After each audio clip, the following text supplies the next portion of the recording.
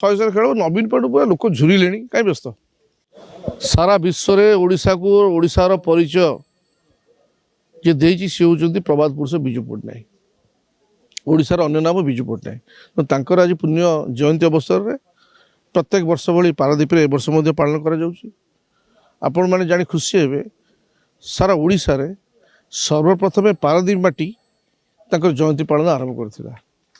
ଯେତେବେଳେ ସେ ମନା କରିଥିଲେ କିନ୍ତୁ ତାଙ୍କର ପଟ୍ଟ ଶିଷ୍ୟ ଡକ୍ଟର ଦାମୋଦର ଏଇଠି ଆରମ୍ଭ କରିଥିଲେ ବିଜୁବାବୁଙ୍କର ଜୟନ୍ତୀ ତେଣୁ ଏହି ପରିପ୍ରେକ୍ଷୀରେ ପ୍ରତ୍ୟେକ ବର୍ଷ ଏଠି ଜନ୍ମ ଜୟନ୍ତୀ ପାଳନ କରାଯାଏ ଆଜି ମଧ୍ୟ ହେଇଛି କଥା ହେଉଛି ଶୁଣନ୍ତୁ ଯେତେବେଳେ କଥା ଗୋଟେ ବ୍ୟକ୍ତିଗତ ମତାନ୍ତର କି ମନାନ୍ତର ସେ କଥା ଉଠେ ସେତେବେଳେ କିଛି ହେଇପାରେ ବଟ୍ ଯେତେବେଳେ ପୁଣ୍ୟାତ୍ମା ଏ ମହାନ ଆତ୍ମା ବିଜୁବାବୁଙ୍କ ବାବଦରେ ସ୍ମୃତିଚାରଣ କରିବା ପାଇଁ ଯେତେବେଳେ କଥା ଉଠେ ସମସ୍ତେ ଏକାଠି ହେବେ ଭାବିବାର କିଛି ମୁଁ କାହାକୁ ମୁଁ ଟୋଟାଲି ବିଜୁ ଜନତା ଦଳ 4.5 କୋଟି ଲୋକ ହେଲେଣି କୋଟିରୁ ଅଧିକ ସଦସ୍ୟ ହେଲେଣି ତେଣୁ ଆ ଭିତରେ ଅନେକ ଏଇ ଟାଇପ୍ର ଚରିତ୍ର ଅଛନ୍ତି ପ୍ରତ୍ୟେକ ଜାଗାରେ ପ୍ରତ୍ୟେକ ପୁରପଲ୍ଲୀ ଯେଉଁଠି ଖୋଜିବେ ଏମିତି କିଛି ଅଛନ୍ତି ମୋର କହିବା କଥା ଯେଉଁ ବିଜୁ ଜନତା ଦଳ 24 ବର୍ଷ ଆପଣ ସୁଶାସନ ଦେଇଛି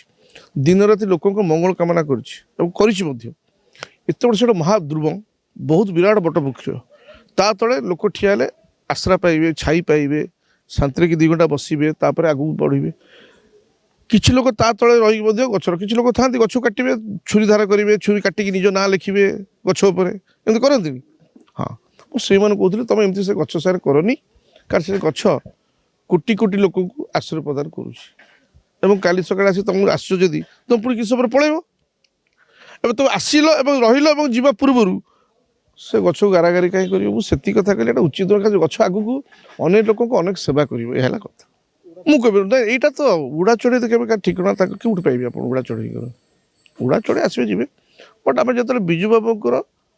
ସ୍ମୃତିକୁ ବାବଦରେ ଆଲୋଚନା କରୁଛେ ସମସ୍ତଙ୍କୁ ଏଠି ଆସିବା ଉଚିତ ତ ସେଇ ହିସାବରେ କୁହାଯାଇଥିଲା ସମସ୍ତେ ଆସିଛନ୍ତି ସୋ ମୋଟ ଆସିଛନ୍ତି କାହାକୁ ଡାକିବା ଆବଶ୍ୟକତା ନାହିଁ ଦେଖନ୍ତୁ ଯେପର୍ଯ୍ୟନ୍ତ ଶସ୍ୟ ଥିବ ସେ ପର୍ଯ୍ୟନ୍ତ ମୂଷା ରହିବେ ହେଲା କଥା ଭବିଷ୍ୟତ କହିବ ସବୁ ଜାଗାରେ ଶସ୍ୟ ଅଭାବ ହେଇଗଲା ତେଣୁ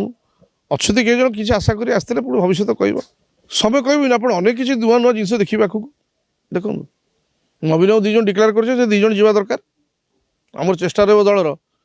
ଯେ 2ଟି କ୍ୟାଣ୍ଡିଡେଟ୍ ଆମେ କେମିତି ଜିତେଇବୁ ହେଲା କଥା ଚେଷ୍ଟା ପ୍ରଚେଷ୍ଟା ଜାରି ରହିଛି ସେମାନେ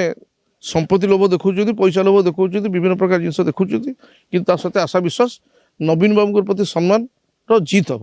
ଏଠି କ'ଣ ଏଠି ପାରାଦୀପରେ ମ୍ୟୁନିସିପାଲିଟି ପରେ ଆମର ନାଇଁ ଆଉ ଚାଲିଛି ଆଉ କ'ଣ ଚାଲିବ ପୁଣି ଆଉ ଥରେ ଆଗକୁ ଏଠି କ'ଣ କେହି ପଶିପାରିବେ ଏଠି କେହି ପଶିପାରିବେନି ସବୁ ସବୁ ସବୁ ଜାଗାରେ 100 ଖେଳ ନବୀନ ପଟ୍ଟନାୟକ ପୁରା ଲୋକ ଝୁରିଲେଣି କାହିଁ ବ୍ୟସ୍ତ ଯେଉଁ ଭୁଲ କରିଛନ୍ତି ତାର ସଂଶୋଧନ ତୁରନ୍ତ ହେବ ଲୋକମାନେ ଚାହୁଁଛନ୍ତି କରିବେ ଏବଂ ତାର ଟ୍ରେଲରଟା ଦେଖେଇବେ ପଞ୍ଚାୟତ ଇଲେକ୍ସନ ମ୍ୟୁନିସିପାଲିଟି ଇଲେକ୍ସନରେ ତାପରେ ଫାଇନାଲ ତ ଅଛି ଆଗକୁ ଆଉ 100 ଖେଳ ଖେଳ ପାର୍ଟି ଆମେ ଖେଳ କ'ଣ ସମଗ୍ର ପାରାଦୀପବାସୀଙ୍କ ମନରେ ଗୋଟିଏ କଥା ପାରାଦୀପ ବିଜୁବାବୁଙ୍କ ମାଟି ବିଜୁବାବୁଙ୍କ ଅଦ୍ୟମ ଚେଷ୍ଟା ଫଳରେ ପାରାଦୀପ ପ୍ରତିଷ୍ଠା ହେଇଛି ଏବଂ ସେହି ପରିପ୍ରେକ୍ଷୀରେ ସମସ୍ତ ପାରାଦୀପବାସୀ ବିଜୁବାବୁଙ୍କ ପ୍ରତି ସର୍ବଦା ସମର୍ପିତ ଆମେ 1975 ମସିହା ଠାରୁ ବିଜୁବାବୁ କ୍ଷମତାରେ ଥାଆନ୍ତୁ ବା ନଥାନ୍ତୁ ବା ବିଜୁବାବୁ ଯେଉଁ ଅବସ୍ଥାରେ ଥାଆନ୍ତୁ ପାରାଦୀପରେ ତାଙ୍କର ଜୟନ୍ତୀ ପାଳନ 1975 ମସିହାରେ ହେଇଅଛି ଏଥିରେ ବିଭିନ୍ନ ବର୍ଗର ବିଭିନ୍ନ ଶ୍ରମିକ ନେତା ଡକ୍ଟର ଦାମୋଦର ରାଉତ ଏବଂ ବିଭିନ୍ନ କର୍ମଚାରୀ ବିଭିନ୍ନ ସାମାଜିକ କର୍ମୀ ସବୁ ବର୍ଗର ବିଭିନ୍ନ ସାହିତ୍ୟିକ ସବୁ ବର୍ଗ ଲୋକ ଏକାଠି ବିଜୁବାବୁଙ୍କ ଜନ୍ମଦିନ ଏବଂ ସମର୍ପିତ ଭାବରେ ସମର୍ପଣ ଭାବରେ ପାଳନ କରନ୍ତି ସେହି ପ୍ରଥା ଆଜି ପର୍ଯ୍ୟନ୍ତ ଚାଲି ଆସିଛି ଏବଂ ବିଜୁ ପଟ୍ଟନାୟକ ମେମୋରିଆଲ ଟ୍ରଷ୍ଟ ମଧ୍ୟ ପାରାଦୀପରେ ଗଠନ ହୋଇଛି ଦାମବାବୁଙ୍କ ନେତୃତ୍ୱରେ ଏଠି ବିଜୁବାବୁଙ୍କ ପାଇଁ ଆମେ 5ଟି ବଡ଼ ଶୋଭନୀୟ ପ୍ରକାଶ କରିଛୁ ବିଜୁବାବୁଙ୍କ ଜୀବନ ଗାଥା ବିଜୁବାବୁଙ୍କ ନୀତି ଆଦର୍ଶ ବିଜୁବାବୁଙ୍କ କର୍ମ ପ୍ରବଣତା ବିଜୁବାବୁଙ୍କର ବିକାଶମୂଳକ ପ୍ରଗତିମୂଳକ ସମସ୍ତ କଥା ଏବଂ ପାରାଦୀପରେ ଆପଣମାନେ ଆମେ ସମସ୍ତେ ଖୁସି ଯେ ବିଜୁବାବୁଙ୍କର ଏକ ପୂର୍ଣ୍ଣ ପ୍ରତିମୂର୍ତ୍ତି ପ୍ରତିଷ୍ଠା ହେଇଛି ଏବଂ ବିଜୁ ମିନାର ମଧ୍ୟ ପାରାଦୀପ ବେଳାଭୂମି ଏକ ପ୍ରତିଷ୍ଠା ତାଙ୍କ ସ୍ମୃତିରେ ଏକ ପ୍ରତିଷ୍ଠା ହେଇଛି